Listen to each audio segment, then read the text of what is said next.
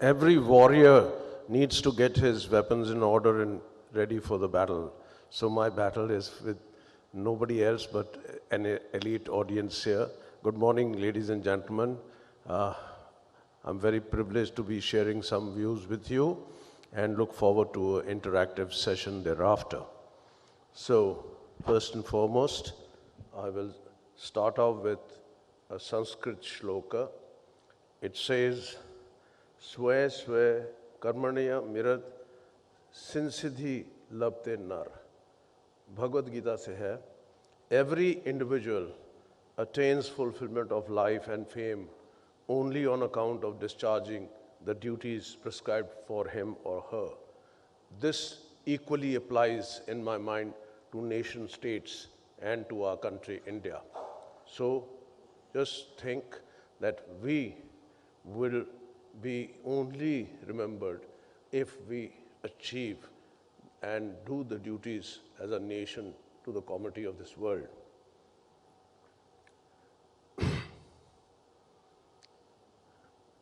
Well, very often I used to wonder, sitting in the Raj Bhavan in Arunachal Pradesh, as to how nature has given a bounty to our wonderful country and the geostrategic location of our country.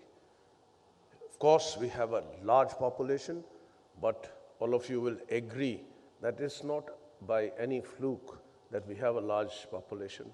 We always had a large population, like China, because we were subcontinents with resources which could cater for a large population. Why would people live anywhere unless they could live a happy, peaceful, contented life and where there was progress and prosperity? So it is the river systems of the Indus and of the Ganga, the Jamna, the Brahmaputra, and many others like Narmada and in the south, Krishna, Kaveri. So these were these basins where civilizations spawned and grew and progressed. So the great Indian civilization grew here.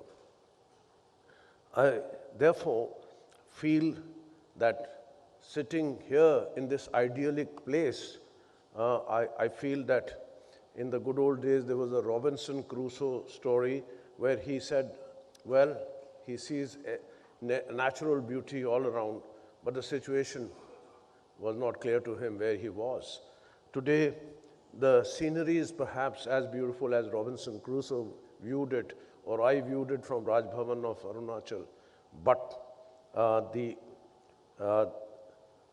it is the situation which is getting more and more complex, not only for our country, but also for the whole world. India, in my opinion, is still a young nation.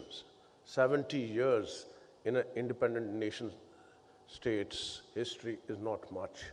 So we should not be impatient. We should see how we can best develop and progress. We have to think not in terms of decades as we Indians do. We should think in terms of centuries like the Chinese do. So therefore, this century perhaps is to be viewed as a century, as a step towards our attaining our goal of being a world power, as we were in the past. So, in these decades since our independence, so much has changed.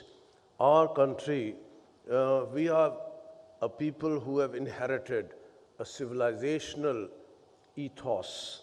We have, we have to get our rightful place in the world's comity of nations. And I would say that our forefathers gave us a dream, and we have to see that dream to be fulfilled. We are now, as we can see, our children will witness its realization, I'm sure. India is a rising power. Rather, India is not a rising power, it is a world power. This is a statement made by President of America, Barack Obama, when he visited India in November 2010. So, ladies and gentlemen, we ourselves must not have self-doubts. acknowledged leaders made this statement that we are not a rising power, we are a world power. So we must first be convinced ourselves. If we have doubts in our own mind, it will be a half-hearted way of approaching world power status. We have to start taking the steps of getting into that position. We have challenges like any other country, but we have to overcome them and go ahead.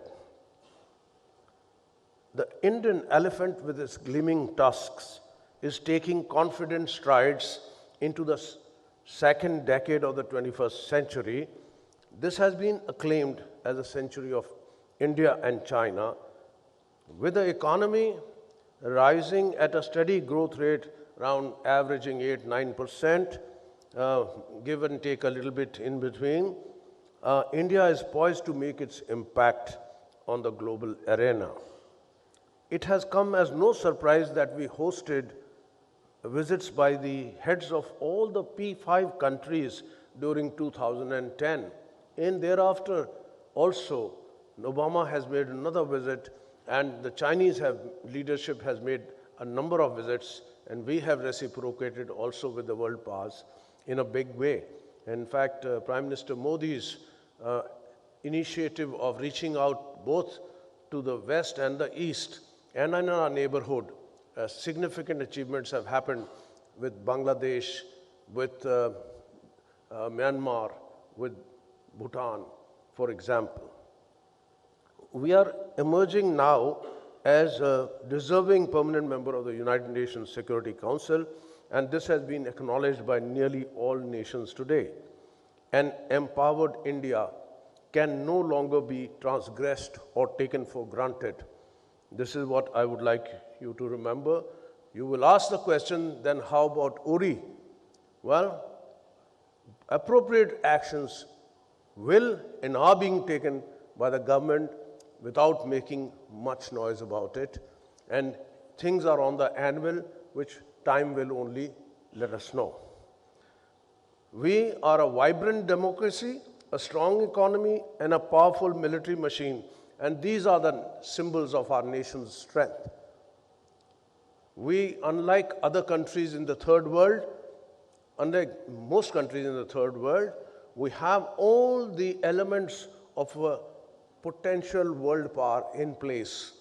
A democratic polity, a constitution, a vibrant media, we have strong armed forces, and we have a civil service, a private sector, which is always showing the lead in one way or the other, even when government fails to reach certain objectives. So we have all the ingredients of being a world power. And on top of everything else, we have a youthful population which is very productive and which wants to do well, which is aspirational to achieve greater heights. And you will see, all of us, if you take our own examples, we try to do slightly better than our father or parents. And our children are doing slightly better than us. This is the way India is moving forward, and we are not a small force. Just the sheer size of a country, its natural resources, and our population base will ensure that we go forward, in spite and despite the hurdles which come up from time to time, both internally as also by external neighbors, which you all know. The manifestation of this strength of our nation will come about with the indomitable will of our people and the insurmountable resolve of its soldiers. No nation can achieve greatness without overcoming challenges, and India is no exception. An analysis of India's national security has to take cognizance of both external and internal challenges to its national unity and territorial integrity. Quite often, internal threats can erode the cohesiveness of a nation more critically than any external danger. Though the last major conflict we had was in 1971 Indo-Pak War, the past 4 decades have been an era of no peace, no war. We have had the Kargil conflict in 1999, and two major standoffs known as standoffs. The first in 1987, when a result of exercise brass tacks in Rajasthan nearly led to a conflict. And of course, the second one when the Pakistani aided, abetted terrorists attacked our parliament, and there was an operation launched to mobilize Indian Army and to teach Pakistan a lesson, and that was a mobilization exercise, Operation Parakram, from December 2001 to October 2002. Consequent to the events like that, national power based on political stability, social cohesion, military strength, and economic progress would remain central to the future of India's national security. Therefore, India seeks to improve its relations with its neighbors and have a peaceful security environment so that it can concentrate on economic and technological development and inclusive growth of its people. Unfortunately, as you know, we are situated in a turbulent and unstable region with the presence of failing or unstable states, declining regional powers, and states that have facilitated nuclear proliferation. The region has emerged as the epicenter of global terrorism and has the maximum number of countries possessing weapons of mass destruction, with the increasing risk of non-state actors laying their hands on such deadly weapons. Over and above these, we have unresolved boundary issues with China and Pakistan. Therefore, not many countries in the world that have to face the full spectrum of threats as India does, from low intensity to an all-out conventional war in diverse terrain, while keeping in mind the nuclear overhang. To deal with them, we would require an array of defensive and offensive capabilities so as to deter or blunt the aggressive designs of any adversary and thus guarantee our territorial integrity. Modernization and upgradation of the weapons and equipment systems and intelligence and service capabilities and an effective command and control setup is the mantra for our armed forces.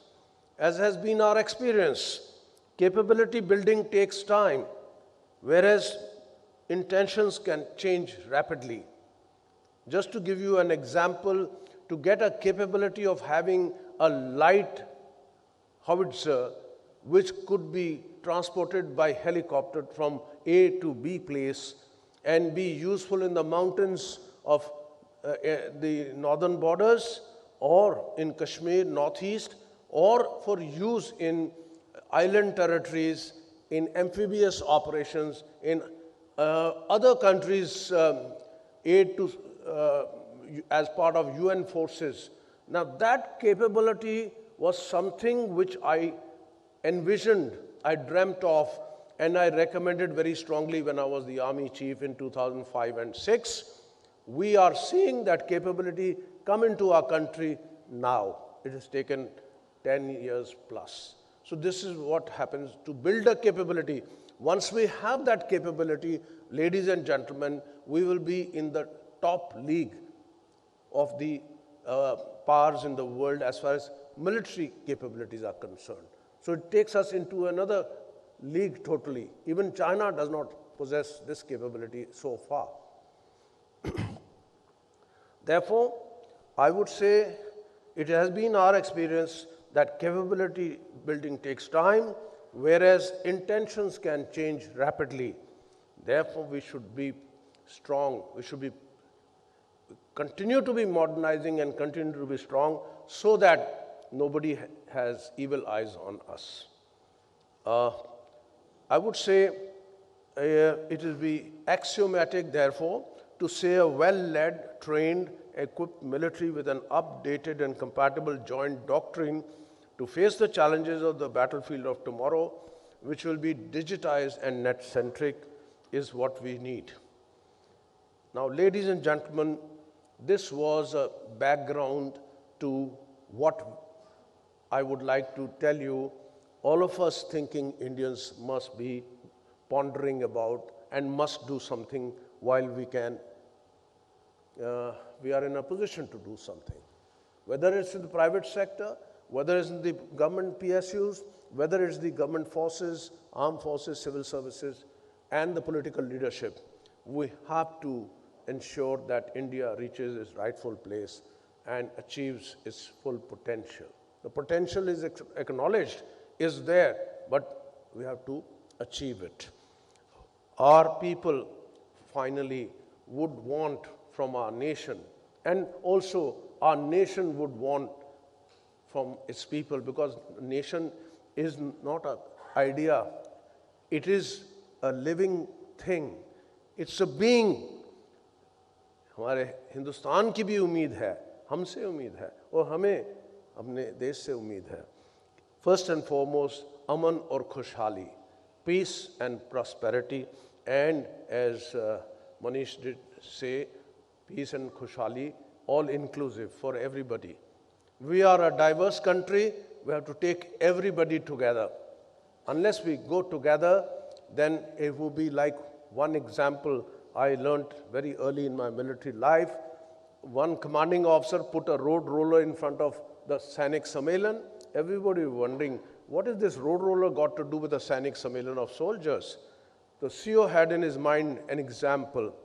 So he said, 10 strong boys get up and put them on one side and said, push. And they pushed with some effort, the road roller started moving.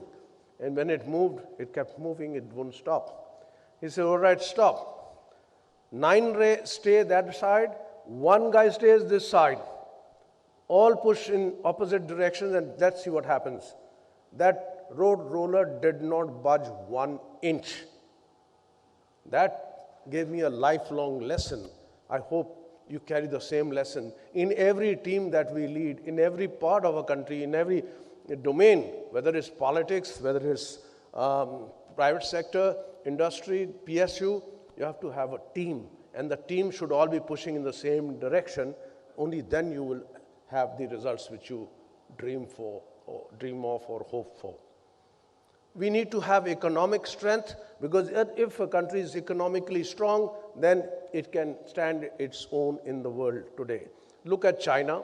They found ways and means to become economically strong, and they've used all sorts of strategies and Chanakya Nitis and their Confucianism to achieve that status.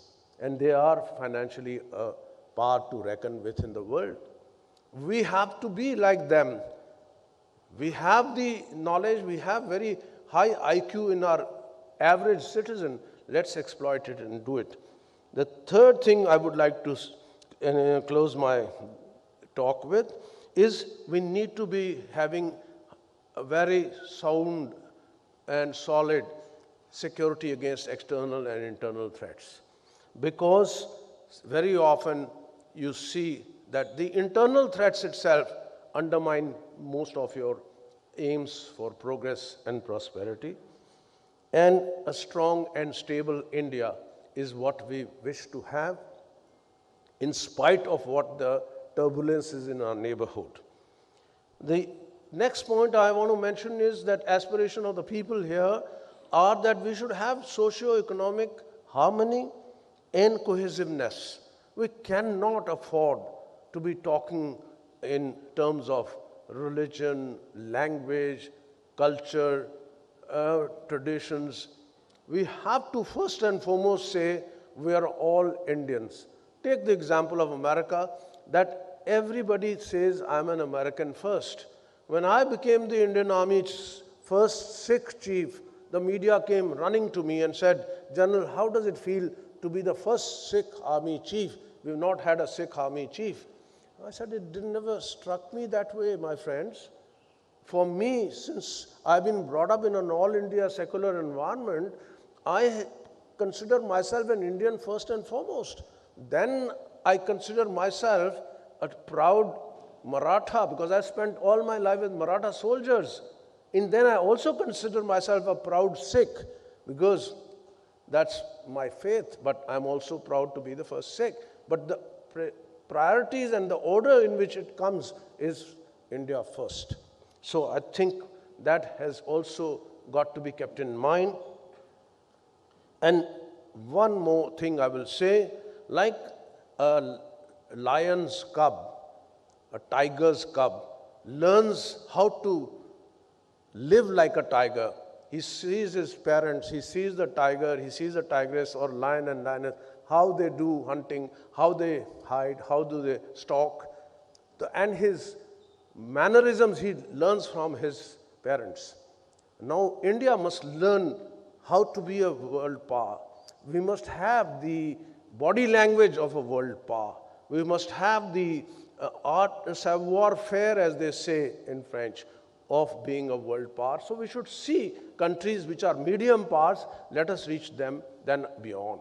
So therefore, we have to have, जो जैसे कहते हैं कि शेर की चाल जो है, he doesn't look left and right, he knows nobody will dare attack him, he is going forward. We should be strong enough, we should learn this body language of being a rising power. And as I said, Obama already called us that we are a world power, not a rising world power. We are a world. So, and we have to play a greater role in resolving problems, not only in our neighborhood, but in the world also, whether it is part of the United Nations or part of any other initiative. But India has to not to shy away from playing this role. This is also what our people believe, that when we are such a big country, we are a strong country, we must play a greater role in affairs in our neighborhood to bring in peace and tranquility. Besides that, in the world also to bring peace. We should be having a bigger say. Therefore, our place in the United Nations Security Council is a must, and we have to work hard to get that place.